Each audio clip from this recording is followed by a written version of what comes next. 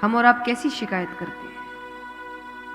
कर्म किया है तो हिसाब चुकाना पड़ेगा। भगवान तक को पड़ा है। भगवान किसी का उपकार, मैं सबसे कहती हूं, आप दान करते हैं, किसी का सहयोग करते, कभी मत सोचिए आपके घर में धन की कमी हो जाएगी। हो ही नहीं सकती। क्यों? क्योंकि भगवान जानते हैं मनुष्य ऐसा है कि अगर उसने सहायता करी ना तो ऊपर जाके सुनाएगा भगवान को कि मैंने ये किया था। तो भगवान जितना आप करते हैं उससे डबल चौबल वापस करते हैं आपको, ताकि आपको बोल सके कि तुमने इतना किया, मैंने इतना वापस भी कर दिया था। मैं किसी का उपकार नहीं रखता। और भगवान वापस अपने धाम चले जाते हैं।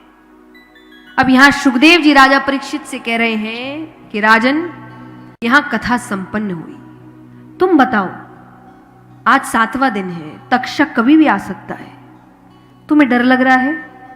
तुमने इतने अच्छे से कथा सुनी है कि मैं आशीर्वाद स्वरूप तुम्हें अमर कर सकता हूं। तुम बताओ क्या चाहिए तुम्हें? परीक्षित कहे, मुझे भगवान के पास जाना है, मुझे नहीं रहना यहां पे। विचार करिए, उन्होंने 7 दिनों में इतना प्रेम करवा दिया भगवान से कि वो अमरता का वरदान ठुकरा रहा है। वो कहे मुझे भगवान के पास जाना है। सुखदेव जी आशीर्वाद देकर चले गए।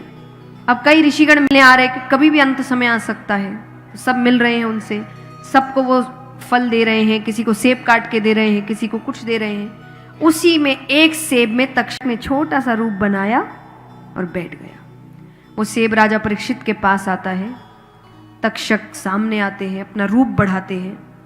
पहली बार ऐसा हुआ होगा कि किसी ने मृत्यु को देखकर प्रणाम किया था। क्या ये आपका ही इंतजार था?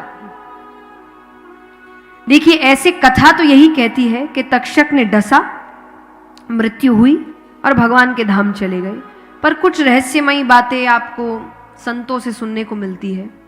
तो संतों से सुना है कि तक्षक को देखते ही राजा परीक्षित ने अपने नेत्र, उनके प्राण उसी वक्त चले गए।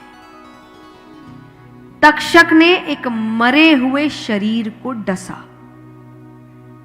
भगवान ने जीवित शरीर को डसने भी नहीं दिया। उससे पहले ही उनकी मृत्यु हो चुकी थी और उनकी आत्मा भगवान में लीन हो गई। श्रीमद् भागवत कथा सप्तापरायण यहां संपन्न हुई। बोली कृष्ण कन्हैया लाल की, सावरिया सेठ की, भक्तवत्सल भगवान की, श्री सुखदेव मुनि महाराज की, श्रीमद् भागवत महापुराण की।